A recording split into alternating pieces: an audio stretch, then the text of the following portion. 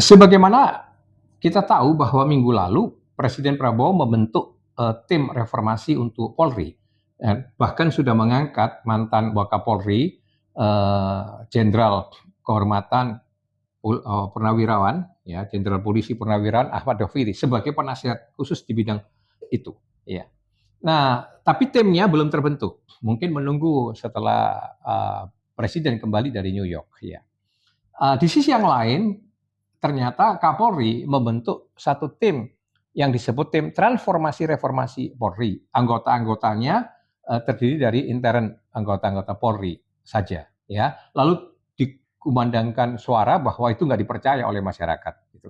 Bahkan ada yang ekstrim suaranya bahwa mencurigai apa program yang dilakukan Kapolri itu dengan membentuk tim transformasi reformasi itu adalah program perlawanan katanya, ya program melawan presiden gitu ya. Bahkan juga sampai mencurigai itu merupakan skenario yang geng Solo ya masih melibatkan Pak Jokowi dan sebagainya. Nah, suara-suara yang sinis, yang negatif ini, yang penuh dengan kecurigaan dan kebencian kepada Pak Jokowi khususnya, itu terutama dikumandangkan oleh Said Didu.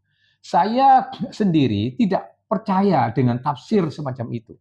Ya, saya ingin melihat apa yang dilakukan oleh Kapolri dengan membentuk tim transformasi reformasi itu lebih ke arah yang positif gitu.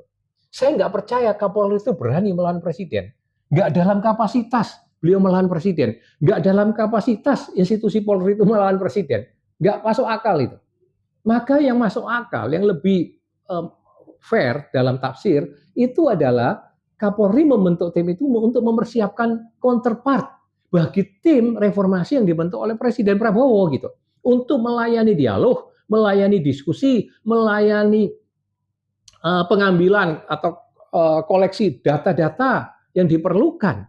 Ya, karena kan yang mau dibedah itu kan yang mau dilihat secara lebih vulgar, lebih transparan, lebih utuh, itu kan institusi Polri secara keseluruhan gitu. Boroknya di mana? Penyakitnya di mana? Yang selama ini dikeluhkan oleh masyarakat. Ya. Nah, itu terutama masyarakat mengeluh soal Polri ini kan mentalitasnya, kulturnya yang korup itu, yang sukanya hanya disogok kalau mau bekerja, mau melayani masyarakat kalau dapat uang, sogokan atau melayani orang-orang yang lebih pangkat gitu, yang lebih tinggi punya kedudukan. Kan itu sebenarnya keluhan masyarakat yang banyak itu seperti itu kan. Maka sampai timbul satu ya cibiran-cibiran kalau lapor ke polisi hilang ayam jadi hilang kambing. Jadi kehilangan kambing lapor ke polisi jadi hilang kerbau atau sapi dan seterusnya itu. Itu kan sindiran-sindiran, nyinyiran dari masyarakat ya. Sekarang bahkan lebih ekstrim itu netizen menyinyir itu. Kalau dengan nada yang vulgar, bayar, bayar, bayar gitu ya. Bahkan di beberapa lagu-lagu musikus-musikus itu menyanyikan dengan sangat-sangat vulgar kebencian mereka kepada polisi.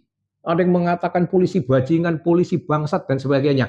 Nah, menurut hemat saya, hal itu yang mau diambil, yang mau didapat dianalisis oleh tim reformasinya presiden gitu untuk memperbaiki polisi. Dan itu perlu counterpart gitu. Perlu teman kerja untuk yang dalam intern polisi dan itu yang menurut hemat saya dipersiapkan oleh Kapolri gitu. Bukan Kapolri melawan presiden itu nggak masuk akal. Maka saya mengharapkan dengan suara saya bersuara begini, saya masih mau mengatakan bahwa masyarakat itu masih tetap ada yang mau berpikir sehat. Masih ada masyarakat yang tidak mau terjebak ke dalam suntikan-suntikan pengaruh-pengaruh pikiran yang nadanya itu hanya penuh kecurigaan. Nadanya itu hanya penuh kebencian, ya dilarikan saya dikit-dikit dilarikan ke Jokowi, dikit-dikit bahwa ini skenario geng Solo dan sebagainya, nggak masuk akal. Nah, kita setuju bahwa polisi itu harus diperbaiki, mentalitasnya, kulturnya terutama. Ya, itu harus diperbaiki. Tapi juga di sisi yang lain, dari dulu saya juga sudah mengatakan kesejahteraannya juga harus diperbaikin gitu. Kan masih banyak itu asrama-asrama Polri yang masih belum layak. Ya, masih banyak kantor-kantor polisi terutama di daerah-daerah kalau kita lihat itu masih banyak yang kurang layak juga. Ya, jadi kesejahteraan mereka Kemudian kapasitas dari pribadi-pribadi anggota Polri itu juga perlu ditingkatkan terus gitu, harus fair. Seorang Kapolri jangan hanyalah dibayar 20-30 juta itu nggak masuk akal lah. Seorang Kapolri yang membawai lembaga kepolisian dengan anggota kurang lebih 400-500 ribu orang, masa hanya digaji seperti itu. Lalu kalau pensiun hanya kurang lebih 5 juta, itu kan tidak masuk akal, meskipun waktu dinas masih ada tunjangan-tunjangan. Itu nggak masuk akal, itu tetap membuka pintu korupsi kan. Bahwa kalau digaji tinggi korupsi, nggak ada korupsi juga nggak menjamin, ya benar. Tapi paling tidak dasar bahwa digaji yang wajar, yang benar. Paling tidak misalnya 250 juta gajinya Kapolri, ya itu masuk akal. Gitu. Lalu kalau masih korup dengan itu, ya hukum mati gitu. Nah, ke bawahnya otomatis begitu kan terus diperbaikin, digaji yang wajar, yang pantas, yang layak gitu. Nah, dengan sanksi, dengan konsekuensi kalau masih korup, kalau masih terima sogokan, masih backing menjadi backing konglomerat, ya orang-orang berduit gitu, hukum mati kalau ketangkap, gitu aja. Jadi lugas kita, fair gitu. Nah, yang kedua, yang selain daripada hal-hal kultur itu, saya juga mau mengusulkan institusi Polri itu jangan lagi diberi kesempatan untuk menerima hibah-hibah aset properti dari swasta.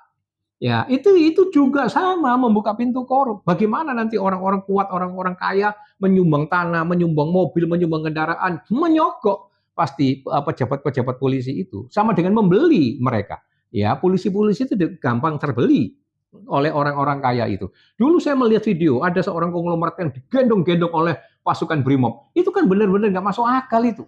Ya, yang harus digendong oleh polisi dan BRIMOB itu adalah keamanan dan keselamatan masyarakat. Itu loh.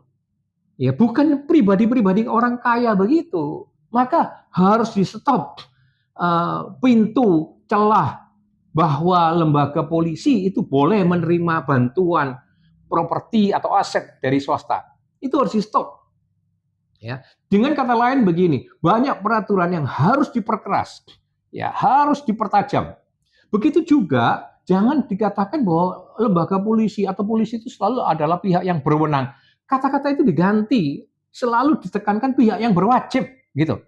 Jadi kewenangannya itu harus dilimitasi juga, dibatas-batasin. Jangan terus merasa dia memegang hukum lalu dia merasa berwenang, terus berkuasa terus. Bukan. Dia memegang hukum itu karena dia melakukan kewajiban menjalankan tugas sebagai aparat penegak hukum. Gitu. Bukan karena dia merasa sok kuasa sehingga bisa sedikit-sedikit manggil orang, menangkap orang, menjadikan orang saksi, kalau enggak itu tingkatkan menjadi tersangka, lalu nahan, lalu mulai di situ jual beli perkara dan sebagainya. Maka kewenangan-kewenangan semacam itu harus diatur ulang, dilimitasi kewenangan itu, karena kewenangan itu hanya di dalam rangka menjalankan kewajiban dia sebagai aparat penegak hukum. Maka kewenangan-kewenangan semacam itu harus dilimitasi, diatur ulang, baik di KUHAP maupun di peraturan, di undang-undang polisinya dan peraturan perundang-undangan organik di bawahnya. Itu harus, lalu di kode etiknya. Ya, diperkeras saja sekeras-kerasnya begitu. Sehingga reformasi yang mau dicapai oleh Presiden, reformasi Polri, itu benar-benar memenuhi suara hati rakyat. Nah, hal lain, saya sebagai rakyat menyarankan orang-orang yang masuk dalam tim reformasi itu angkatlah orang-orang yang benar-benar kritis, tajam, berani, jujur. Antara lain seperti Rismon Sianipar itu. Dia tajam kritis, tapi dia bukan karena berdasarkan kebencian kepada polisi, tapi berdasarkan pengalaman praktisnya, melihat, mengalami bagaimana praktek-praktek tengik bajingan oleh oknum-oknum jenderal polisi yang dia sebutkan nama-namanya itu. Iya kan? Nah, tapi kan sekali lagi itu bukan berdasarkan kebencian, tapi berdasarkan pengalaman dia. Ya, juga orang-orang seperti Bambang Wijoyanto atau Abraham Samad itu dulu yang berhasil memenjarakan mantan Kakor Lantas itu, Irjen Joko siapa itu ya, Susilo atau siapa. Nah, itu kan orang-orang kritis ya, yang berani. Iya kan?